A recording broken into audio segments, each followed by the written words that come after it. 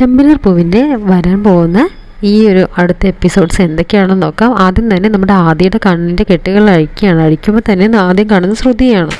ഈ സമയത്ത് ശ്രുതിയെ കണ്ടിട്ട് നമ്മുടെ ആദി വന്ന് ഓടി കെട്ടിപ്പിടിക്കുകയാണ്. പിന്നെ നമ്മുടെ ശ്രുതിയെയും അതുപോലെ രേവതിയെയും കാണുകയാണ്. പിന്നെ അതുപോലെ ശ്രുതിയും കാണുന്നു. പിന്നെ അതുപോലെ തന്നെ നമ്മുടെ രേവതി സച്ചിൻ വന്നു കഴിയുമ്പോൾ അവരോട് സംസാരിക്കുകയാണ്. നിങ്ങളെന്താ ഇവിടെ നിന്ന് ചോദിക്കുന്നു.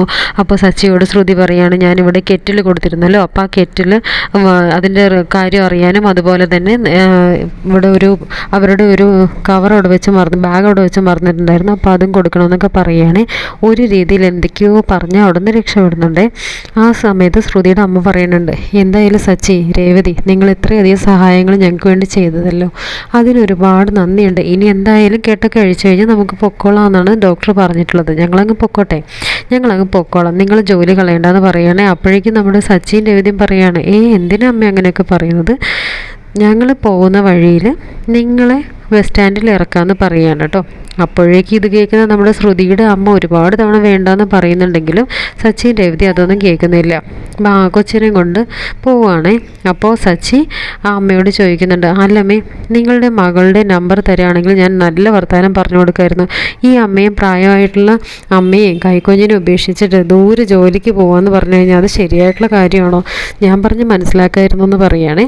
അതൊന്നും വേണ്ട, ശ്രുതിയുടെ അമ്മ അങ്ങനെ പറയണം കേട്ടോ. ശ്രുതിക്കാണെങ്കിൽ അത് കേട്ടിട്ട് ഭയങ്കര ദേഷ്യം വരുന്നുണ്ട്. അങ്ങനെ ആ ഒരു സീനാണ് കാണിക്കുന്നത്. അപ്പോൾ സച്ചി അവരെ കൊണ്ടുവരുന്ന ആക്കുകയാണ് കേട്ടോ. അടുത്തതായിട്ട് കാണിക്കുന്നത് നമ്മുടെ രാവിലെ തന്നെ രേവതി പാചകം ചെയ്തുകൊണ്ടിരിക്കുകയാണ്. രവീന്ദ്രനാണെങ്കിൽ കഞ്ഞിയായിട്ടാണ് രേവതി വരുന്നത്. അപ്പോൾ സച്ചി ചോദിക്കുക, അല്ല രേവതി, അച്ഛനെന്താ കഞ്ഞി കൊടുക്കുന്നത് എന്ന് ചോദിക്കുമ്പോൾ രേവതി പറയണം, അത് പിന്നെ വയറിന് നല്ലതാണ്. രവീന്ദ്രൻ പറയണം, ഞാൻ പറഞ്ഞിട്ടാണ് മോൾ എനിക്ക് കഞ്ഞി ഉണ്ടാക്കിയത്. എനിക്ക് ഇന്നൊരു കല്യാണമുണ്ട്, കല്യാണ വീട്ടിലേക്ക് പോകാനുള്ള തയ്യാറെടുപ്പിലാണ്, രാത്രിയാവും വരാനായിട്ട്. എന്തായാലും കഞ്ഞി കുടിച്ചിട്ട് പോകാനായിട്ട് അങ്ങനെ പോകുമ്പം വലിയ പ്രശ്നങ്ങളൊന്നും വരില്ല. ഞാനപ്പോൾ അതങ്ങനെ പറഞ്ഞതുകൊണ്ട് അവൾ കഞ്ഞി ആക്കിയിരിക്കുകയാണെന്ന് പറയുകയാണേ. എങ്കിൽ പിന്നെ രേവതി നമുക്ക് കഞ്ഞി ഉണ്ടാക്കുമെന്ന് പറയുകയാണേ. അയ്യോ സച്ചേട്ടാ, ഞാനേ കുറച്ച് കഞ്ഞി മാത്രമേ ഉണ്ടാക്കിയുള്ളൂ, അച്ഛന് വേണ്ടി മാത്രം. സച്ചേട്ടന് ഞാൻ ദോശ ഉണ്ടാക്കി തരാമെന്ന് പറഞ്ഞിട്ട് രേവതി ദോശ ഉണ്ടാക്കാനായിട്ട് അടുക്കളയിലേക്ക് പോവുകയാണ്. ഈ സമയത്ത് ചന്ദ്രയും രേവതിയും ശ്രുതിയൊക്കെ കൂടിയിട്ട് ഡൈനിങ് ടേബിളിലേക്ക് വന്ന് അങ്ങനെ ഇരിക്കുക കേട്ടോ, ഭക്ഷണം കഴിച്ചുകൊണ്ട്. അപ്പോൾ നമ്മുടെ രവീന്ദ്രൻ ചന്ദ്രയോട് പറയാണ്, ചന്ദ്രേ, ഞാനിന്ന് വരാനായിട്ട് ലേറ്റാവും, എനിക്ക് എൻ്റെ കൂട്ടുകാരൻ്റെ മകളുടെ കല്യാണമാണ്, അപ്പോൾ അതൊക്കെ കഴിഞ്ഞിട്ട് രാത്രിയോടുകൂടി വരികയുള്ളൂ എന്ന് പറയണേ. അപ്പോൾ ചന്ദ്ര പറയണം, അതൊന്നും പറ്റില്ല, വേഗം ഉച്ചയോടുകൂടി തന്നെ നിങ്ങൾ തിരിച്ചു വരണമെന്ന് പറയുകയാണേ. അപ്പോൾ സച്ചി പറയാണ്, അച്ഛാ, അമ്മ പറയുന്നതൊന്നും അച്ഛൻ കേൾക്കാൻ നിൽക്കണ്ട, അച്ഛൻ്റെ കൂട്ടുകാരൻ്റെ മകളുടെ കല്യാണത്തിന് അതൊക്കെ കഴിഞ്ഞിട്ട് വന്നാൽ മതി എന്ന് പറയണം, നിങ്ങൾ എൻജോയ് ചെയ്ത് കഴിഞ്ഞിട്ട് വന്നാൽ മതി എന്ന് പറയണ്ടേ. അല്ലെങ്കിൽ തന്നെ അച്ഛനിപ്പോൾ എന്ത് പ്രായമാണ് അച്ഛൻ പറയുന്നത്, എൻ്റെ അച്ഛൻ ഒരു പ്രായം ആയിട്ടില്ല, ഇപ്പോഴും വേണമെങ്കിലും അച്ഛനെ കെട്ടിക്കാം, അത്ര ചെറുപ്പമാണ് എൻ്റെ അച്ഛനെന്ന് പറയുകയാണ്. അപ്പോഴേക്ക് രവീന്ദ്രൻ ചോദിക്കുകയാണ്, ആണോടാ, അത്രയും ചെറുപ്പമാണോ ഞാൻ? അപ്പോൾ ചന്ദ്ര ചോദിക്കുകയാണ്, നിങ്ങളുടെ മനസ്സിലും കെട്ടാനായിട്ടുള്ള ആഗ്രഹമൊക്കെ ഉണ്ടല്ലേ എന്ന് പറയുകയാണ്. അപ്പോൾ രവീന്ദ്രൻ പറയണം, എൻ്റെ പൊന്നു ചന്ദ്രേ, അവൻ ചെറുപ്പമാണെന്ന് പറഞ്ഞപ്പോൾ അതാണോ എന്ന് മാത്രമേ ഞാൻ ചോദിച്ചിട്ടുള്ളൂ. എൻ്റെ ചന്ദ്രേ, നീ അത് കേട്ടിട്ട് കഥ എഴുതാൻ നിൽക്കണ്ട. അങ്ങനെ സച്ചി അച്ഛനെ പറഞ്ഞു വിടുകയാണ്. അങ്ങനെ സച്ചിയുടെ അച്ഛൻ പോയ ഉടനെ തന്നെ സച്ചിയോട് ഒരു കൂട്ടുകാരൻ വരികയാണ്. കൂട്ടുകാരൻ്റെ ചേട്ടൻ്റെ കല്യാണമാണ്. അപ്പോൾ കൂട്ടുകാരൻ്റെ ചേട്ടൻ്റെ കല്യാണം വിളിക്കാനായിട്ടാണ് വരുന്നത്. അങ്ങനെ കൂട്ടുകാരനോട് വാട കയറിയിരിക്കുന്നൊക്കെ പറയുകയാണ് സച്ചി. ഈ സമയത്ത് നമ്മുടെ രേവതിയും പരിചയപ്പെടുത്തുകയാണ്. അപ്പോൾ ഈ കൂട്ടുകാരൻ പറയുകയാണ്, എടാ, നീ നിൻ്റെ കല്യാണം വിളിച്ചില്ലല്ലോ. എൻ്റെ കല്യാണം അത് തന്നെ ഞാൻ അറിയാതെ നടന്നാണ്, എൻ്റെ പൊന്നു മോനെ, ഇവർ തന്നെ എനിക്കിട്ട് വെച്ച പണിയാണ് എൻ്റെ കല്യാണം. എന്തായാലും നിൻ്റെ ചേട്ടൻ്റെ കല്യാണമല്ലേ, നീ ഒന്ന് നോക്കിയും കണ്ടൊക്കെ നിന്നാൽ മതി. നിൻ്റെ ചേട്ടൻ അല്ലെങ്കിൽ ഏതെങ്കിലും പെണ്ണിനെ പ്രേമിച്ച് ഓടിപ്പോയാലോ ആ പെണ്ണിൻ്റെ തലയിൽ ഇരിക്കുകയും ചെയ്യും, പിന്നെ കാലാകാലം അതിനെ ചുമക്കുകയും വേണം എന്ന് പറഞ്ഞിട്ട് സച്ചി അങ്ങ് ചിരിക്കുകയാണ്. അപ്പോഴേക്കും എന്താണ് സച്ചി നീ അങ്ങനെ പറയുന്നതെന്ന് ചോദിക്കുമ്പോൾ ഇതൊക്കെ എൻ്റെ അനുഭവത്തിൽ നിന്ന് പറഞ്ഞാണ്, വേണമെങ്കിൽ നീ അഡ്വൈസ് എടുത്തോന്ന് പറയുകയാണ് കേട്ടോ. അപ്പോൾ ഇത് കേൾക്കുന്ന രേവതിക്ക് ആകെ വിഷമാവുകയാണ്. എന്നിട്ട് ചന്ദ്രയ്ക്കാണെങ്കിൽ ചിരി വരണേ. എന്നിട്ട് വേഗം തന്നെ ശ്രുതിയുടെ മുഖം മാറുകയാണ്. ശ്രുതിയെ കുറ്റപ്പെടുത്തുന്ന രീതിയിലാണ് ശ്രുതിയുടെ മുഖം മാറുകയാണ് കേട്ടോ. അങ്ങനെ കൂട്ടുകാരൻ കല്യാണമൊക്കെ വിളിച്ചിട്ട് അവിടെ നിന്ന് പോവുകയാണ്. അപ്പോൾ ആ സമയത്ത് ചന്ദ്ര രേവതി കേൾക്കാൻ വേണ്ടിയിട്ട് പറയുകയാണ്, മോളെ, നീ ഇത് ശ്രുതിയെക്കുറിച്ച് പറഞ്ഞൊന്നുമല്ല, അവൻ്റെ ഭാര്യയെക്കുറിച്ച് തന്നെയാണ് പറഞ്ഞത്. അവൻ്റെ ഭാര്യയായിട്ടേ ഉള്ള ജീവിതം അത്ര സുഖകരമല്ലെന്നുള്ളത് അവൻ്റെ വായിൽ നിന്ന് തന്നെ കിട്ടിയില്ലേ, അതായത് എന്തോ ഒരു കല്യാണം കഴിച്ച് പോയി, അതുകൊണ്ടൊരു ചുമതലയുണ്ട്, അതുകൊണ്ട് ഇവളെ ചുമക്കുന്നു എന്ന രീതിയിലാണ് അവൾ പറയുന്നത്. അത് തന്നെയാണ് അവൻ പറഞ്ഞതെന്ന് പറയുന്നുണ്ട്. ഇതിൽ നിന്ന് മനസ്സിലായല്ലോ അവൻ്റെ മനസ്സിലെ ഇവളുടെ സ്ഥാനം എന്താണെന്നുള്ളത്. ഇത്രയും കാലം എന്തൊക്കെയായിരുന്നു, കല്യാണാഘോഷം നടത്തുന്നു, വാർഷികം ആഘോഷിക്കുന്നു, സ്നേഹത്തോടു കൂടി ഇരിക്കുന്നു, അങ്ങനെ എന്തായാലും ഇപ്പം കിട്ടിയല്ലോ, എന്തായാലും എനിക്ക് മനസ്സിലായി ഇതൊക്കെ തന്നെ കിട്ടുള്ളൂ, അതുപോലെ തന്നെ നടക്കുകയും ചെയ്തു. എനിക്കെന്തായാലും ചിരി വരുന്നുണ്ട് എന്ന് പറയാണ്. ഇതൊക്കെ കേട്ടുകൊണ്ട് ശ്രുതിയും പിന്നെ രേവതിക്ക് ഭയങ്കരമായിട്ട് അത് കേട്ടിട്ട് വിഷമം തോന്നുകയാണ് കേട്ടോ. അപ്പം രേവതി അവിടെ നിന്ന് ഭക്ഷണം ഉണ്ടാക്കിക്കൊണ്ടിരുന്ന രേവതി ഭക്ഷണം ഉണ്ടാക്കുന്നത് നിർത്തുകയാണ് കേട്ടോ. എന്നിട്ട് രേവതി പാചകമൊന്നും ചെയ്യുന്നില്ല. അങ്ങനെ കുറേ സമയത്തിന് ശേഷം എല്ലാവരും ഭക്ഷണം കഴിക്കാനായിട്ട് വരുന്ന സമയത്ത് ആദ്യം വരുന്ന നമ്മുടെ സച്ചിയാണ് കേട്ടോ. അപ്പോൾ സച്ചി വയ്ക്കുകയാണ്, രേവതി നീ ദോശ ഉണ്ടാക്കണമെന്ന് പറഞ്ഞല്ലോ, വേഗം ദോശ ഉണ്ടാക്കുക, എനിക്ക് വിശന്നിട്ട് വയ്യാന്ന് പറയുകയാണ്. അപ്പോഴേക്ക് രേവതി പറയാം, ദോശ ഉണ്ടാക്കാനേ ദോശമാവില്ല. അപ്പോൾ ആണോ, എങ്കിൽ പിന്നെ എന്തെങ്കിലും ഉണ്ടാക്ക്, ചപ്പാത്തി എങ്കിലും ഉണ്ടാക്ക്, എന്നാൽ ഒരു ചായ എങ്കിലും താ എന്ന് പറയുമ്പോൾ ഇതൊന്നും പറ്റി, ഇന്ന് രാവിലെ നല്ല മൂഡിലായിരുന്നല്ലോ, ഇപ്പം എന്താ നീ ഇങ്ങനെയൊക്കെ സംസാരിക്കുന്നത്, എന്താ രേവതി എന്താ പറ്റിയത്? അപ്പോൾ രേവതി പറയാണ്, എനിക്ക് പ്രത്യേകിച്ചൊന്നും പറ്റിയൊന്നുമില്ല, ഞാനാണല്ലോ വിഡ്ഢി, നിങ്ങളുടെ അമ്മ പറഞ്ഞ കാര്യങ്ങളെക്കുറിച്ചൊക്കെ ഞാൻ ആലോചിക്കുകയാണ്, അവർ പറഞ്ഞ കാര്യങ്ങളൊക്കെ തന്നെയാണ് ശരിയെന്ന് എനിക്ക് തോന്നുന്നുണ്ട്. അപ്പോൾ സച്ചി പറയുന്നുണ്ട്, എൻ്റെ അമ്മയോ, എൻ്റെ അമ്മ എന്ത് പറഞ്ഞെന്ന്, നിന്നെന്തെങ്കിലും പറഞ്ഞോ എൻ്റെ അമ്മ? അപ്പോഴേക്ക് രേവതി പറയുന്നുണ്ട്, അമ്മ എന്ത് പറഞ്ഞാലും എനിക്കെന്താ, നിങ്ങളിതുപോലെ പറയുന്നത് ഞാൻ വിചാരിച്ചില്ല എന്ന് പറയുന്നുണ്ട് കേട്ടോ. അപ്പോഴേക്ക് സച്ചി ചോദിക്കുകയാണ്, ഞാനെന്ത് പറഞ്ഞു എന്ന്? പറഞ്ഞതെല്ലാം പറഞ്ഞിട്ട് ഒന്നും അറിയാത്ത പോലെ നിന്നാൽ മതിയല്ലോ.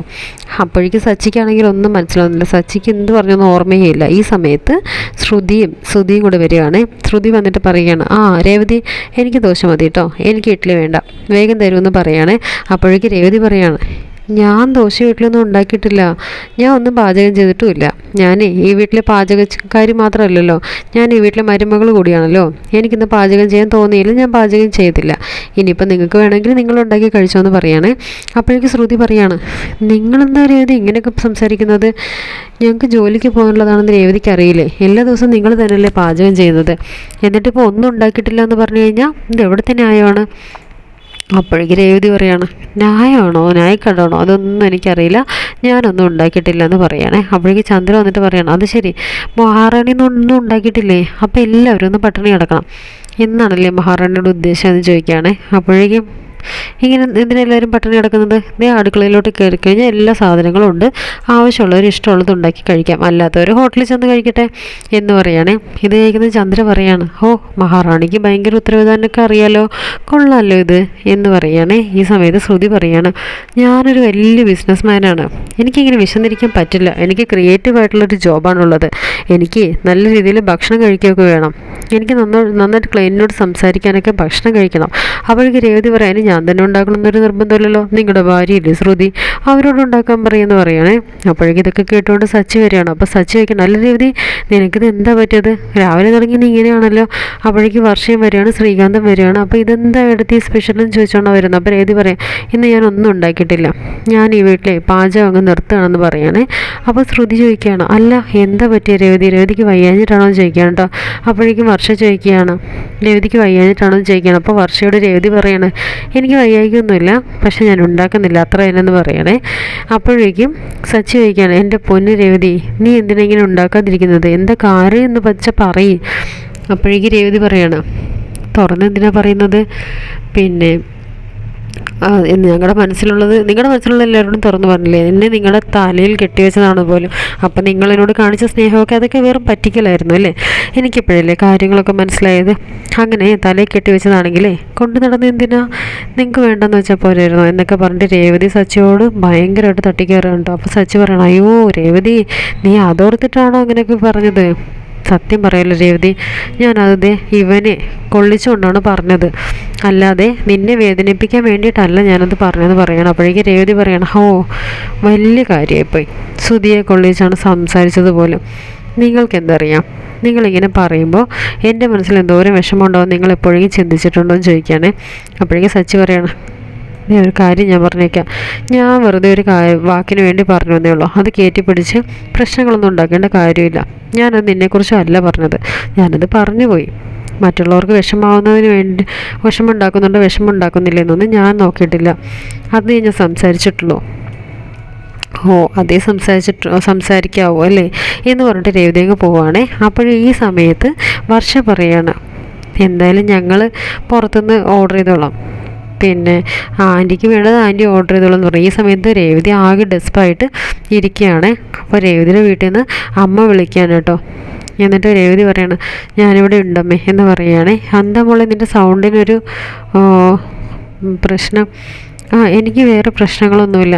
സച്ചിമോൻ ജോലിക്ക് പോയി കാണും എന്ന് പറയുകയാണേ.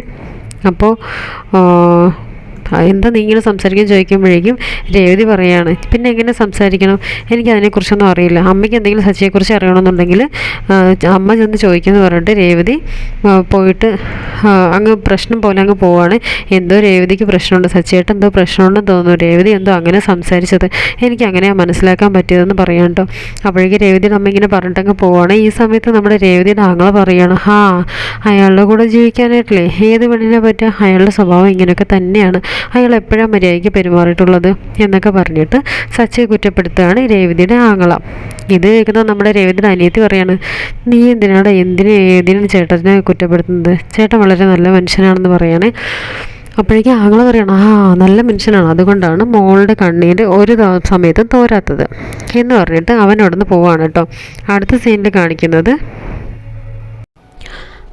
അടുത്തായിട്ട് അപ്പോൾ നമ്മുടെ സച്ചി സ്റ്റാൻഡിലേക്ക് ചെന്നിരിക്കുകയാണ്. അവിടെ ചെല്ലുമ്പോൾ സച്ചി ഭയങ്കര ദേഷ്യത്തിലാണ്. ഈ സമയത്ത് സച്ചിയുടെ കൂട്ടുകാരൻ സച്ചിയോട് എടാ ഒരു 2000 രൂപ ഉണ്ടെങ്കിൽ തരുമോടാ എന്ന് ചോദിക്കുകയാണ്. അപ്പോൾ സച്ചി പറയും, ഞാനെന്തിനാണ് നിനക്ക് പൈസ തരുന്നത്, നീ എന്താ എൻ്റെ കയ്യിൽ കൊണ്ട് തന്നിട്ടുണ്ടോ പൈസ, നീ തന്ന് ഏൽപ്പിച്ച പോലെയാണല്ലോ നിൻ്റെ സംസാരം, എന്തിനാണ് നിനക്ക് ഞാൻ 10,000 രൂപ തരുന്നതെന്നൊക്കെ പറഞ്ഞിട്ട് അവനോട് ദേഷ്യപ്പെടുകയാണ്. ഇത് കാണുന്ന മറ്റുള്ളവർ ചോദിക്കണം, എന്താ സച്ചി നിനക്ക് പറ്റിയത്, എന്ത് പറയാനാടാ, ഞാൻ ആ രേവതിയായിട്ട് തല്ലി പിടിച്ചിട്ടാടാ വന്നത്, അല്ല നിനക്കെന്തിനാണ് 2000 രൂപ എന്ന് ചോദിക്കുകയാണ്. അപ്പോൾ കൂട്ടുകാരൻ പറയുകയാണ്, ഇത് തന്നെയാണ് എൻ്റെ വീട്ടിലെയും പ്രശ്നം, ഞാനും എൻ്റെ ഭാര്യയും കൂടി നല്ല തരത്തിലുള്ള വഴക്കായിരുന്നു, ഇനി അവളെ സമാധാനിപ്പിക്കണമെങ്കിൽ എന്തെങ്കിലും കനത്തിൽ കൊണ്ടുപോയി കൊടുക്കണം, എങ്കിൽ മാത്രമേ അവൾക്ക് സമാധാനം കിട്ടുള്ളൂ, അല്ലെങ്കിൽ ജീവിതകാലം നായ നക്കി, അപ്പോൾ അതുകൊണ്ടാണ് നിന്നോട് 2000 രൂപ ചോദിച്ചതെന്ന് പറയുകയാണ്. അപ്പോഴേക്കും സച്ചി ചോദിക്കുകയാണ്, അങ്ങനെയുണ്ടോ, ഭാര്യമാരായിട്ട് തല്ലി പിടിച്ച് കഴിഞ്ഞാൽ അവർക്ക് ഇതുപോലെ പൈസ മുടക്കി എന്തെങ്കിലും മേടിച്ചു കൊടുക്കണോ, അപ്പോൾ ശരിയാവുമോ, അത് നിനക്ക് പെണ്ണുങ്ങളുടെ സൈക്കോളജി അറിയാഞ്ഞിട്ടാണ്, നമുക്ക് നമ്മുടെ ഭാര്യമാർക്ക് അവരുമായിട്ട് തല്ലി പിടിച്ചു കഴിഞ്ഞാൽ കുറച്ചധികം പൈസ കൊടുക്കുക, അല്ലെങ്കിൽ എന്തെങ്കിലും ഒരു സാധനം മേടിച്ചു കൊടുത്ത് അവരെ കൊടുക്കുക, നമ്മളെപ്പോലുള്ളവരാണെങ്കിൽ എന്തെങ്കിലും കനത്തിൽ സാരിയോ അതുപോലെ മാലയോ എന്തെങ്കിലുമൊക്കെ മേടിച്ചു കൊടുത്താലേ ഇവളുമാരൊന്ന് ഒതുങ്ങുള്ളൂ എന്ന് പറയുകയാണ്. അപ്പോഴേക്കും സച്ചി പറയാണ്, അങ്ങനെയാണോ, എന്നാലേ ഇന്ന് എനിക്കൊരു പ്രശ്നം സംഭവിച്ചു, ഞാൻ എൻ്റെ ഭാര്യയെക്കുറിച്ചല്ല പറഞ്ഞത്, സത്യം പറഞ്ഞ ഓട്ടോക്കാരനെ കുറിച്ചാണ് പറഞ്ഞത്, പക്ഷേ അവൾ വിചാരിച്ചു അവളെക്കുറിച്ചാണ് പറഞ്ഞതെന്ന്, അങ്ങനെ ഒരു വഴക്കുണ്ടായടാ. അപ്പോഴേക്കും കൂട്ടുകാരൻ പറയാണ്, അങ്ങനെയാണോ, എങ്കിൽ പിന്നെ ഒരു കാര്യം ചെയ്യ്, നീ രാത്രി പോകുമ്പോഴേ കുറച്ച് മുല്ലപ്പൂവും കുറച്ച് സ്വീറ്റ്സുമായിട്ട് പോകാൻ പറയണേ.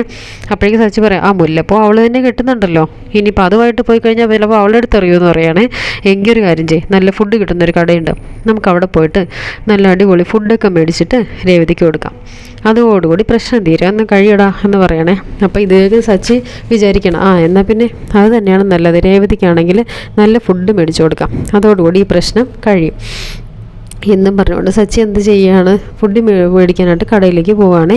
അപ്പോൾ ഈ സമയത്ത് നല്ല ടേസ്റ്റുള്ള ഫുഡാണ്. അപ്പോൾ ആ ഫുഡ് വഴക്ക് മാറാൻ വേണ്ടിയിട്ട് പാഴ്സലും മേടിച്ച് അവിടെ തന്നെ ഉണ്ടാക്കുന്ന ഒരു പ്രത്യേക ഒരു സ്വീറ്റും ഉണ്ട്, അത് പാഴ്സലെടുക്കാൻ പറയുകയാണ്. പാഴ്സലുമായിട്ട് സച്ചി വീട്ടിലേക്ക് ചെല്ലുകയാണ് കേട്ടോ. അപ്പോൾ അടുത്ത സീനിൽ കാണിക്കാൻ നമ്മുടെ ചന്ദ്രയാണെങ്കിൽ ഉച്ചയ്ക്ക് ഇവളൊന്നും ഉണ്ടാക്കിയില്ല, വൈകുന്നേരം ചായ എങ്കിലും ഇവൾ ഉണ്ടാക്കിയിട്ടുണ്ടാവുമോ, എടി രേവതി എന്ന് പറഞ്ഞിട്ട് വീട് മുഴുവൻ അന്വേഷിച്ച് നടക്കുകയാണ്. രേവതിയെ കാണുന്നുണ്ടോ, രേവതി അവിടെ ഇല്ല. അപ്പോൾ ചന്ദ്ര പറയാണ്, ഇവളിത് എവിടെ ഊര് ചുറ്റാൻ പോയി, ആ പൂവായിട്ട് ഊര് ചുറ്റാൻ പോയിട്ടുണ്ടാവും, ഈ പെണ്ണ് വീട്ടിലൊരു പണിയും ചെയ്യില്ല, അവളെന്തോ വലിയ കാര്യമാണെന്ന് വിചാരിച്ചിട്ടാണ് അവൾ നടക്കുന്നത്, എനിക്ക് വയ്യ, എനിക്കിനി ദാഹിച്ചിട്ട് വയ്യ, ഒരു ചായ കുടിക്കാതെ എനിക്കിനി പറ്റില്ല എന്നൊക്കെ പറഞ്ഞിട്ട് ചന്ദ്ര അവിടെ കിടന്ന് ഭയങ്കരമായിട്ട് പിറുപിറുക്കുകയാണ്. അപ്പോൾ ഈ സമയത്താണ് നമ്മുടെ രവീന്ദ്രൻ കയറി വരുന്നത്. അപ്പോൾ രേവതി മോളെ കുറച്ച് വെള്ളം എടുക്കുക എന്ന് പറഞ്ഞിട്ട് കയറി വരുന്നുണ്ട്. അപ്പോഴേക്ക് ചന്ദ്ര വന്നിട്ട്, അയ്യോ നിങ്ങളിത് ആരെ വിളിക്കുന്നത്, രേവതി മോളെ അവളോട് ഉണ്ടെങ്കിലല്ലേ, അവളോട് ഇല്ല, ഊര് തന്നെ പോയേക്കാണ്. അപ്പോഴേക്ക് രവീന്ദ്രൻ പറയാണ്, ഇങ്ങനെയൊക്കെ പറയില്ലേ ചന്ദ്രേ? അവൾ ആ പൂ കൊടുക്കാൻ പോയിരിക്കുന്നതല്ലേ, നല്ല കാര്യമല്ലേ അവളാ ചെയ്യുന്നത്, നീ എന്തിനാ ഇങ്ങനെ കുറ്റപ്പെടുത്തുന്നതെന്ന് പറയാണ്. അപ്പോഴേക്കും ചന്ദ്ര പറയാണ്, ആ ഭയങ്കരമായിട്ട് നിങ്ങൾ സപ്പോർട്ട് ചെയ്തോ, ഇന്ന് നടന്ന കാര്യങ്ങളും എല്ലാം നിങ്ങൾക്കറിയോ? നിങ്ങൾ പോയതിന് ശേഷം അവൾ പച്ചവെള്ളം പോലും ചൂടാക്കിയിട്ടില്ല, അവൾ ഒരു പണിയും ചെയ്തിട്ടില്ല, ഒരു പാചകവും ചെയ്തിട്ടില്ല. എന്ത് പറയാനായിട്ടാണ്? എവിടെ നിൽക്കുകയോ തേടി കണ്ടുപിടിച്ച അപ്സരസല്ലേ അവൾ അതല്ല അതിനപ്പുറം ചെയ്തില്ലെങ്കിൽ അതിശയുള്ളൂ എന്ന് പറയണേ.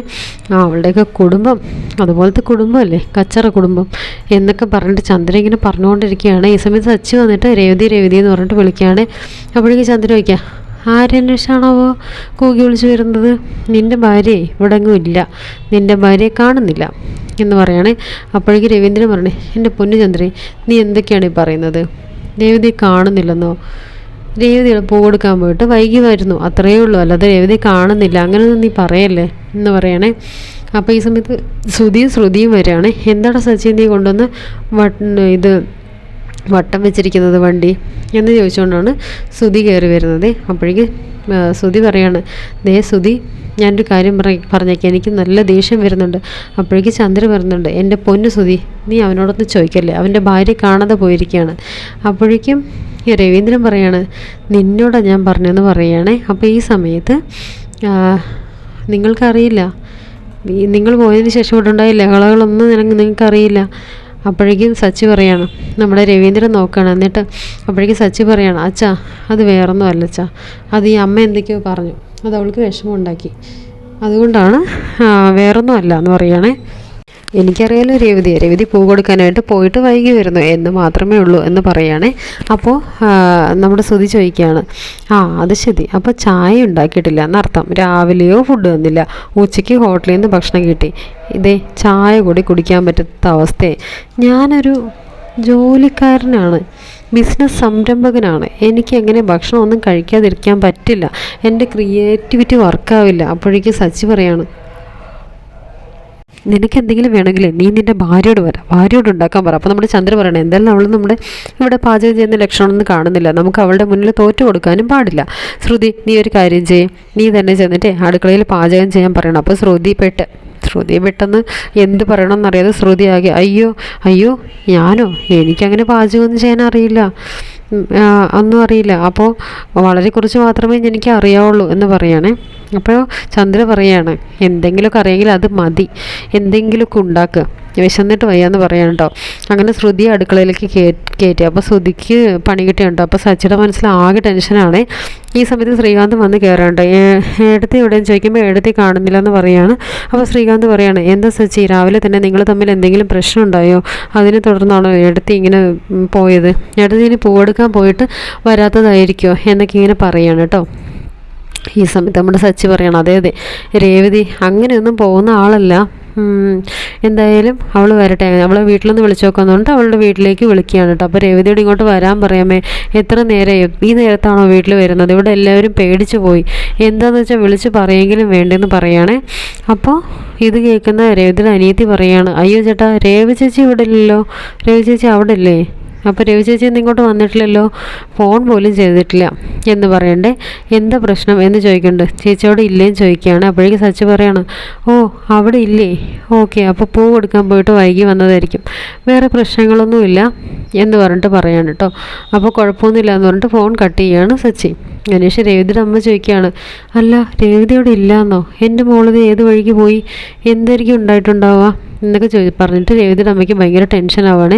ഈ സമയത്ത് രേവതിയുടെ അമ്മയ്ക്ക് ഭയങ്കര ടെൻഷൻ ആവുകയാണ്. അല്ലെങ്കിൽ ഞാൻ പറഞ്ഞില്ലേ, അയാളുമായിട്ട് എന്തെങ്കിലും പ്രശ്നം ഉണ്ടായിട്ട് ചേച്ചി ഇറങ്ങിപ്പോയത് തന്നെ ഉണ്ടാവുള്ളൂ, പിന്നെ ചേച്ചി എന്തെങ്കിലും